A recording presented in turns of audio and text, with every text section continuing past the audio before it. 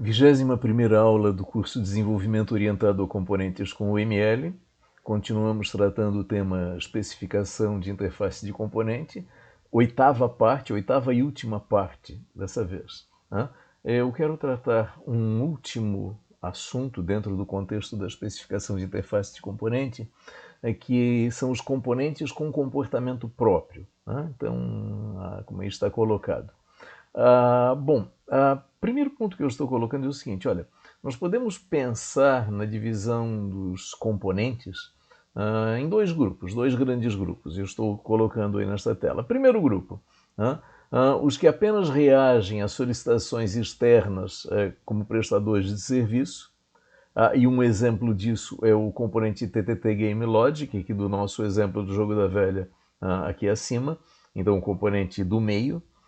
O componente TTT Game Logic é o que? Ele é o componente que trata a lógica do jogo e o que ele faz, né? Como nós já vimos o diagrama de máquina de estados dele, ele fica lá, quando ele é posto em execução, ele fica parado aguardando as solicitações, as invocações de operação dos dois componentes conectados a ele.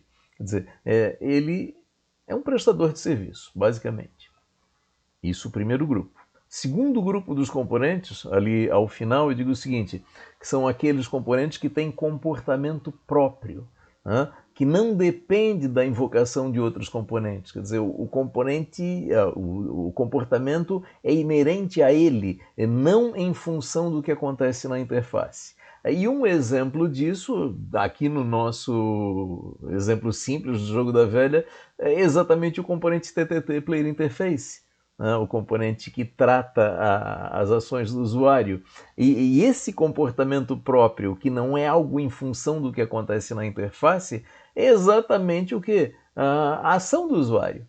Então, quando o usuário, a pessoa que está usando o programa, que está diante da interface gráfica para o usuário implementada nesse componente, ela executa suas ações na interface de usuário, não interface de componente, na interface de usuário, isso reflete um comportamento do componente que vai gerar, digamos, um efeito lá na interface. Mas observa que o comportamento, e é alguma coisa clara de entender, né? O comportamento de um artefato de software que implementa uma interface para o usuário, ele depende do quê? Das ações desse usuário, na interface para o usuário. Percebe? Então, esse seria um exemplo de um comportamento próprio do componente, inerente ao componente, que não é função daquilo que está acontecendo na sua interface de componente.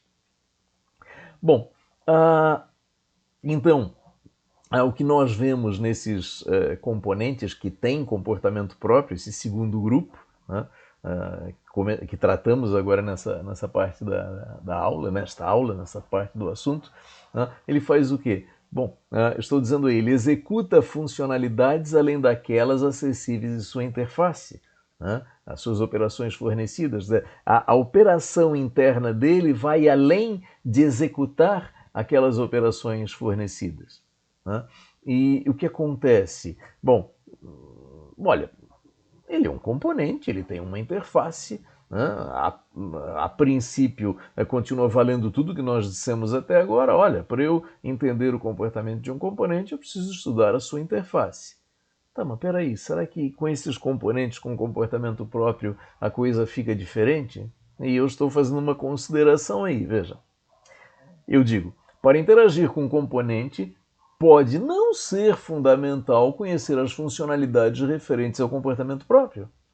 Eu posso ter um componente com comportamento próprio e dizer, olha, o que eu conheço da especificação da interface me basta, eu consigo interagir com esse componente, eu consigo avaliar se esse componente é compatível com a minha necessidade ou não. Eu não preciso entrar no mérito de compreender esse comportamento interno próprio dele.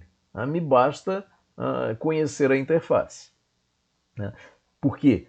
Porque pelo que nós estamos colocando por último aí, veja, a interação com o componente se dá exclusivamente pela sua interface e depende apenas dela. Então, olha, isso pode me bastar. Só que por outro lado, pode ser uma informação necessária para compreender como o componente opera.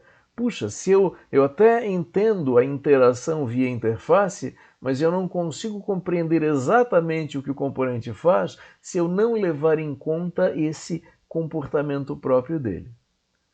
Então veja, isso sob a ótica de quem vai pegar um componente pronto e vai reusá-lo, ou pretende reusá-lo. Agora, por último, eu faço uma consideração tanto quanto óbvia. Para quem vai desenvolver um componente, é necessário conhecer esse comportamento próprio, porque ele deverá ser implementado. Claro, o desenvolvedor do componente, ele vai implementar esse comportamento próprio, então naturalmente isso vai ter que ser algo conhecido. E como é que a gente trabalha com isso? Observa que essa aula não é uma aula de projeto de componentes, a gente vai ver mais tarde. Essa é uma aula onde nós estamos tratando a especificação de interface de componente. Tá, ok. Já vimos como fazer a especificação de interface de componente. Mas e aí? O que nós fazemos com esse comportamento próprio, que a rigor não é parte da interface? Bom, então aí eu estou propondo uma alternativa para isso, né? No escopo da nossa especificação de interface de componente. Estou dizendo que a informação complementar a especificação da interface, veja bem, então a informação complementar referente ao comportamento próprio é considerada opcional na produção da especificação de interface de componente. O que eu estou dizendo é o seguinte, olha, a especificação de interface de componente é o que nós tratamos até agora. Porém, quando eu estou lidando com componentes com comportamento próprio, opcionalmente eu posso acrescentar informação que não é exatamente aquilo que nós vimos até agora. Como essa informação a respeito de comportamento próprio seria inserida na especificação da interface, deixando muito claro que aquilo não se refere a operações requeridas e fornecidas que nós vimos até agora. Muito bem, então vamos ver isso para um exemplo. O exemplo que eu mencionei de componente com comportamento próprio no início foi o quê? Olha, o TTT Player Interface, lá do nosso jogo da velha, o componente que implementa a interface com o usuário. São as operações, esse diagrama de casos de uso apresenta as operações do componente que nós já conhecemos, né? Então, do lado esquerdo, as operações requeridas, aquelas que esse componente vai invocar lá do componente lógica, que são selecionar posição, iniciar uma partida e desistir. E no lado direito, as operações que o componente implementa, esse componente de interface implementa e que o componente de lógica vai invocar. Quais são elas? Primeiro, getPlayerID, onde ele informa, a lógica pergunta o nome do jogador e esse nome é informado. O segundo, getStarterPlayerInformations, e é o quê? As informações para o início de uma partida, só que é algo mais do que o nome. Então, nome, símbolo do jogador e a definição de quem inicia a partida. A terceira operação, informar ação irregular, quando numa jogada o jogador vai lá e escolhe uma posição ocupada, a lógica manda notificar o usuário que é uma ação irregular. E por último, o Update Player Interface, o componente de lógica está mandando a interface atualizar-se com o novo estado da partida. Já conhecemos isso. Então, essa é a especificação funcional, ou parte da especificação funcional, as operações do componente, que nós já conhecemos.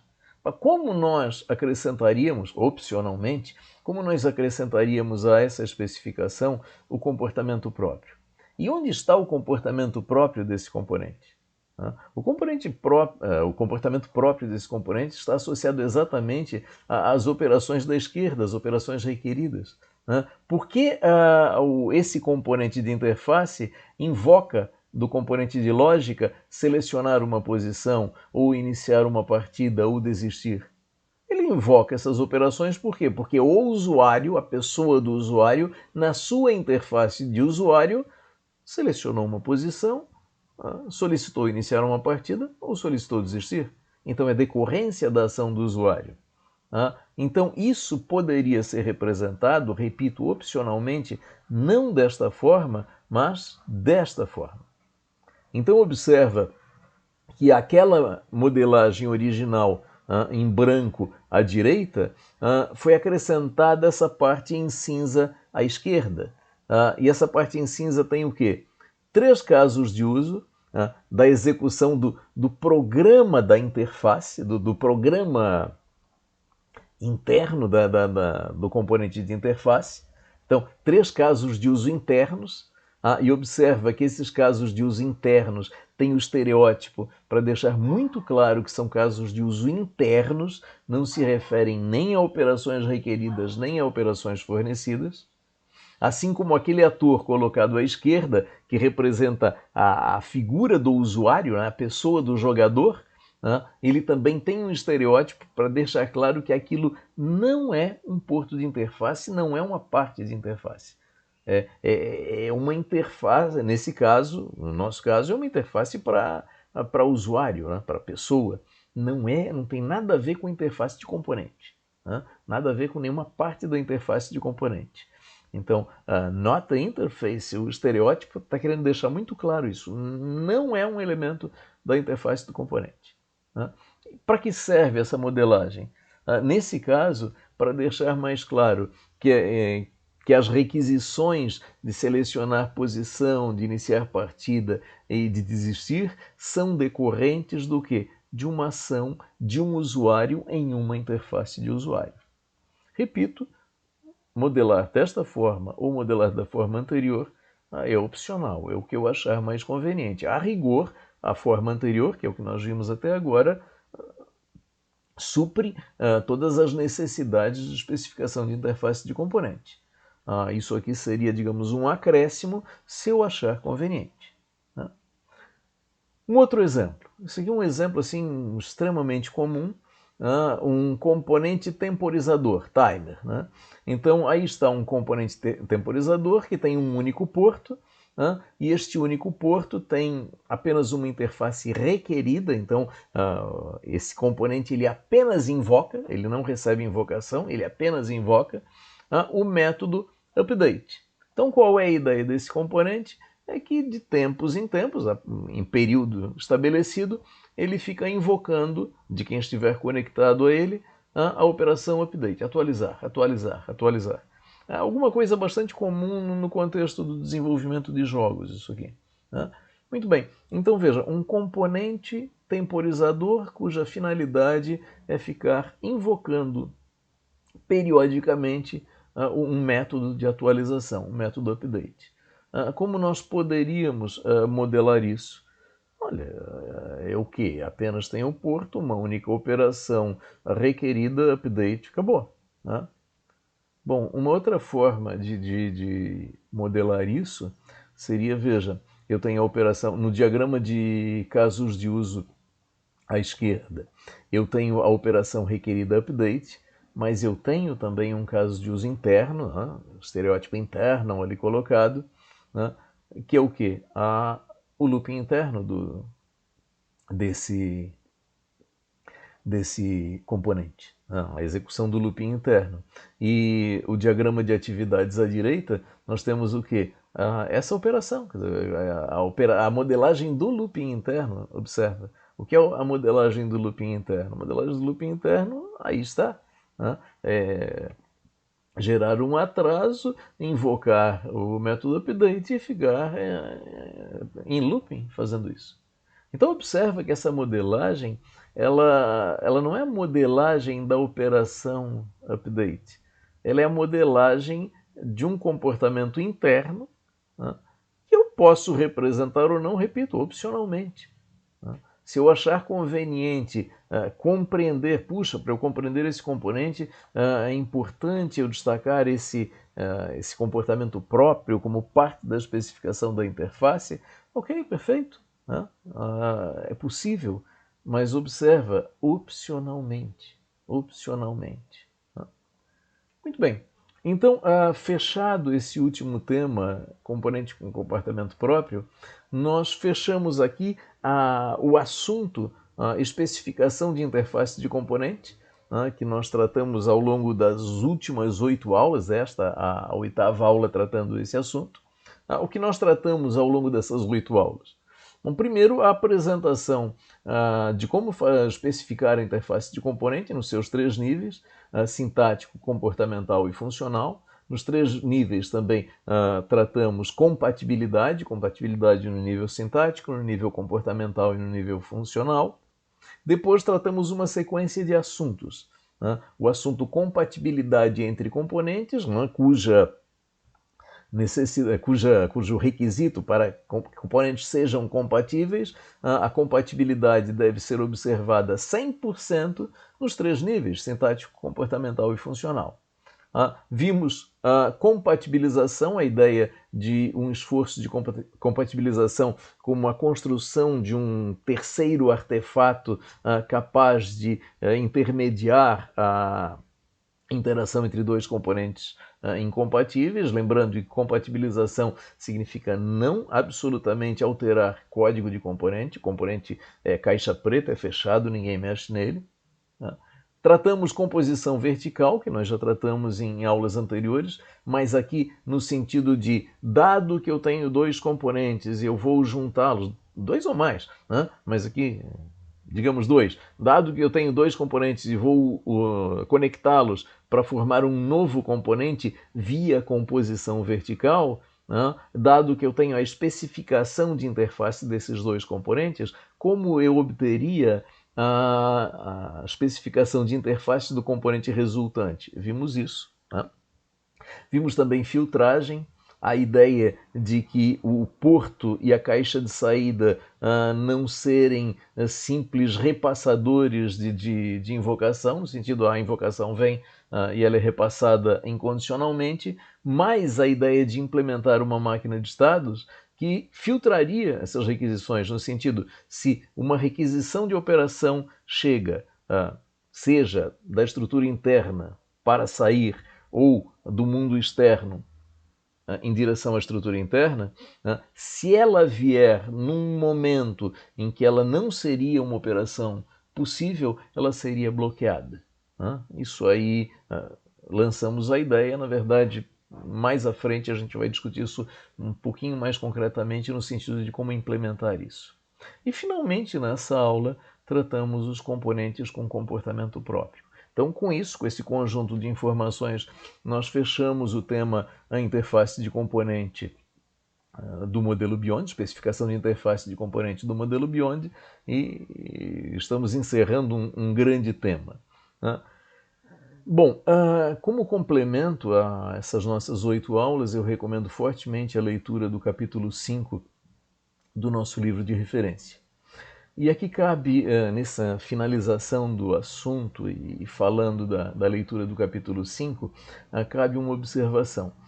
Ao encerrar este assunto nesta aula, nós estamos encerrando a primeira parte do curso. Esse curso ele está organizado em duas partes, assim como o livro de referência ele está organizado em duas partes. A primeira parte é a parte de formação conceitual, então é toda a bagagem conceitual necessária para trabalhar com desenvolvimento orientado a componentes. Inicia com a apresentação do paradigma, os conceitos de componente, de modelo de componente, a discussão de como produzir um componente como um artefato orientado a objetos e estudar o padrão de interface de componentes que me permite fazer isso. E agora, por último, o assunto como especificar uma interface de componente no sentido de como entender, não como fazer. A segunda parte do curso, que inicia, no caso do livro, a partir do capítulo 6 e no nosso caso, do nosso curso, a partir da próxima aula, é exatamente uma visão prática. Olha, eu adquiri a bagagem conceitual que eu precisava, agora eu quero saber o passo a passo do desenvolvimento. Então, nós vamos trabalhar com especificação de interface de componente, com especificação de componente e com especificação de software orientado ao componente. Tudo com linguagem UML. E aprenderemos uma metodologia de desenvolvimento de componente e uma outra metodologia de desenvolvimento de software orientado ao componente. Então, duas metodologias e 3 especificações diferentes. Então, tudo isso a partir da próxima aula, segunda parte do curso, e esta aula e esta primeira parte do curso nós encerramos por aqui.